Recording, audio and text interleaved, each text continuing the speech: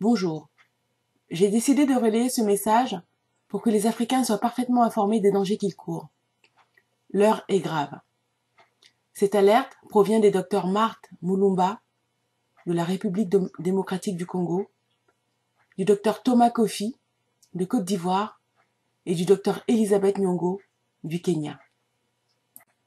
Nous, médecins et personnels de santé africains, nous avons décidé de lancer cet appel urgent pour avertir tous les Africains de ne pas croire en la vidéo qui circule actuellement sur les réseaux sociaux ces derniers jours en provenance de Chine et qui montre un étudiant africain qui aurait prouvé qu'il est immunisé contre le coronavirus et de dire les vérités que nos gouvernements et les puissances étrangères ne veulent pas que nos populations sachent sur cette maladie.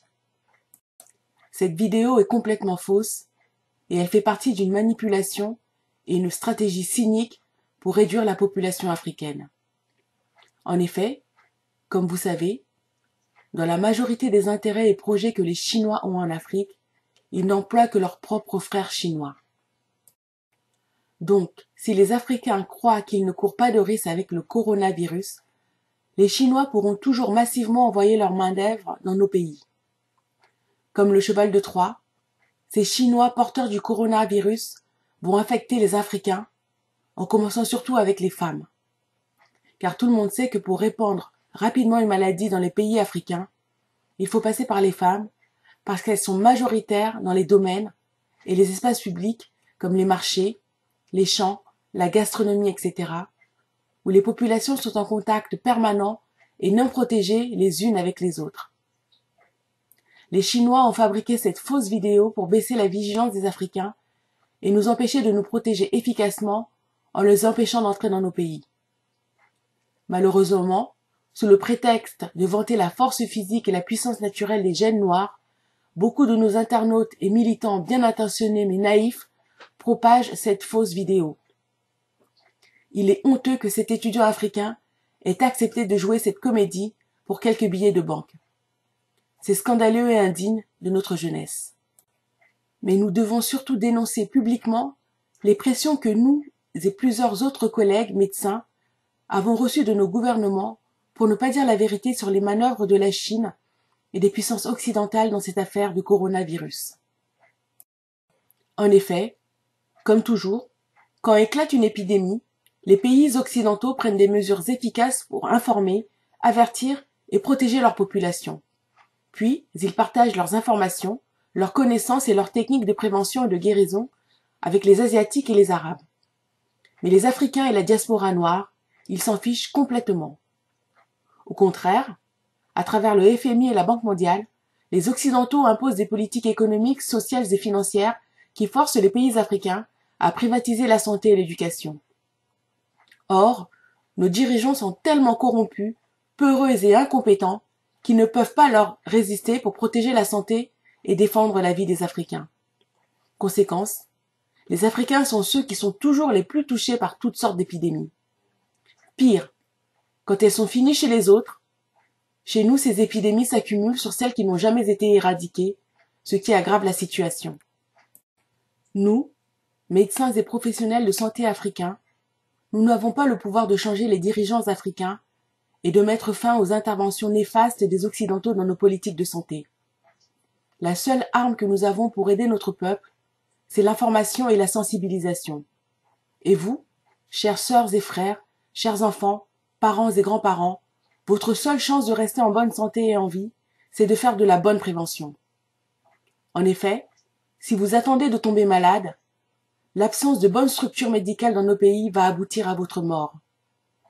Même ceux qui vivent en Europe sont aussi en danger, car comme vous savez, en cas d'urgence médicale ou de crise sanitaire, ce sont toujours les Blancs qui sont d'abord bien traités, ensuite les Asiatiques et les Arabes, et nous, on ne nous considère qu'en dernier lieu. Donc, évitons avant tout ces maladies qui sortent d'on ne sait où. Devant l'épidémie de coronavirus, nous vous appelons tous à respecter scrupuleusement les mesures suivantes. Premièrement, évitez au moins pendant les 2 prochaines années tout contact avec les ressortissants, les aliments, les animaux et tout autre produit en provenance de Chine et d'Asie. Deuxièmement, Évitez aussi les contacts avec les ressortissants, les aliments, les animaux et tout autre produit en provenance d'Europe et des pays arabes. L'importance du délai de 2 ans vient de ce que la période d'incubation du coronavirus est très longue et il est sûr que les ressortissants, aliments, animaux et produits en provenance de Chine qui étaient déjà sur le marché international étaient déjà contaminés avant que l'épidémie n'explose.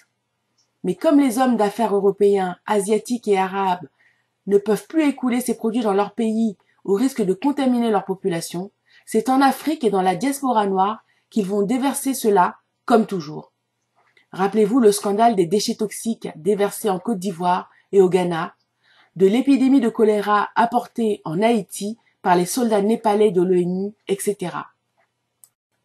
Donc, à ceux qui vivent en Afrique, s'il vous plaît, n'achetez plus rien de ce que vous devez manger, mettre dans ou porter sur votre corps qui proviennent des magasins d'import-export. Approvisionnez-vous directement et exclusivement auprès des agriculteurs, éleveurs, pêcheurs, artisans et industriels locaux. Pareil pour ceux qui sont dans les Antilles et l'Amérique du Sud. Quant à ceux qui sont dans les pays européens, asiatiques et arabes, qu'ils exigent des boutiques afro, qu'elles commandent désormais leurs produits directement chez les agriculteurs, éleveurs, pêcheurs, artisans et industriels basés en Afrique. Et s'il vous plaît, exigez qu'ils vous montrent la preuve que ce qu'ils vendent vient vraiment d'Afrique. Car comme vous le savez, les mafias chinoises, asiatiques, européennes et arabes copient et contrefont maintenant beaucoup de produits africains pour les déverser partout en Afrique et les remplir dans les afro-shops à l'étranger, qu'ils contrôlent d'ailleurs pour la plupart, afin de gagner l'argent qui circule dans les familles et les communautés africaines qui veulent consommer africain en Europe. Troisièmement, les États africains doivent interdire provisoirement aux compagnies chinoises, asiatiques, européennes et arabes qui opèrent sur le continent d'envoyer de nouveaux travailleurs en provenance de leur pays chez nous et limiter les visas dans ce sens, car ils sont potentiellement porteurs du nouveau virus. De la même manière, ceux qui sont déjà chez nous ne doivent pas retourner dans leur pays et revenir chez nous. Soit ils ne bougent pas, soit ils rentrent pour ne plus revenir pendant 2 années minimum. Nous vous prions de respecter ces précautions et appliquer ces mesures pendant au moins 2 ans parce que, du point de vue médical, contrairement à ce que l'industrie pharmaceutique occidentale vous fait croire, juste pour vendre ces médicaments inefficaces et ces drogues addictives, le corps humain a besoin d'un minimum de temps pour s'adapter à une nouvelle maladie et développer des mécanismes internes pour la combattre efficacement, avec ou sans médicaments. Or, ce processus d'adaptation dure plus ou moins longtemps en fonction de la distance qu'il y a entre le foyer topologique, géographique, anthropologique, physiologique, économique, matériel, sociologique et culturel, où la maladie a éclaté et les endroits où elle se propage ensuite. Cela signifie par exemple que si une maladie éclate en Chine, les Chinois en souffriront beaucoup plus que les autres au début, mais ils sont aussi ceux dont les organismes s'adapteront le plus vite au nouveau virus. De sorte que, quand ce virus sortira de la Chine et fera des ravages ailleurs, les corps des Chinois auront entre-temps développé des antigènes ou des anticorps qui leur permettront de résister plus efficacement à la maladie. Dans cette situation, les pays et peuples qui sont le plus éloignés des Chinois seront aussi ceux qui souffriront le plus des effets de ce virus. Or, c'est justement le cas des pays africains. Et avec l'absence de bonnes politiques de santé et de bonnes structures et infrastructures médicales, les ravages vont être terribles.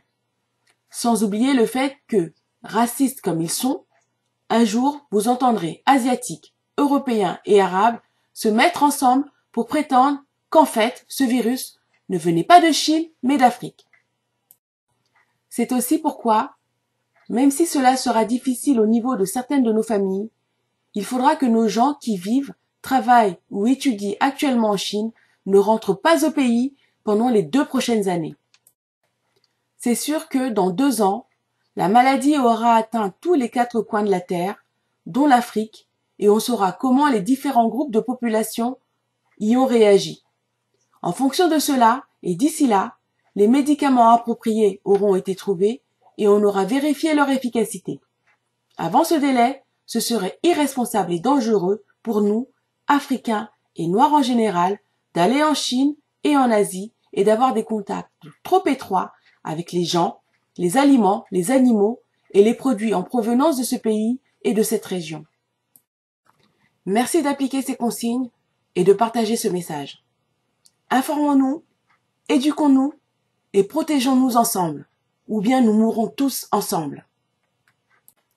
J'ai décidé de relayer ce message sur ma chaîne YouTube car je n'y décèle aucune haine. Il n'appelle pas non plus à la violence contre quiconque. Il préconise des mesures de bon sens que tous les États sont d'ailleurs en train de prendre pour protéger leur population nationale. Et j'interdis à quiconque de critiquer ces préconisations sévères des personnels soignants africains. Car nous savons, quand le sida a éclaté, comment par des discours de santé, des statistiques sur les taux et les personnes à risque, notre population a été spécialement visée, stigmatisée et humiliée par les Européens, Asiatiques et Arabes. En conséquence, les Africains, victimes de leur gouvernement démissionnaire, de l'insuffisance des structures sanitaires et hospitalières pour contrôler la température et mettre en quarantaine les nouveaux arrivants contaminés, ne doivent prendre aucun risque et éviter à tout prix la propagation de ce virus sur le continent. Car les ravages sur les organismes africains, des privations alimentaires, de l'empoisonnement par des médicaments frelatés, des campagnes sauvages d'expérimentation vaccinale en tout genre et du stress de la vie quotidienne risquent de faire de l'Afrique le continent qui paiera le plus lourd tribut à ce virus. Chaque Africain doit donc prendre en main sa santé, car pour ce virus, la meilleure guérison est la prévention. Si ces thématiques identitaires, centrées sur la communauté noire vous intéressent, abonnez-vous à ma chaîne, partagez mes vidéos, mettez des pouces pour en augmenter la visibilité et appuyez sur la cloche de notification pour être informé de la publication de mes nouvelles vidéos. Merci.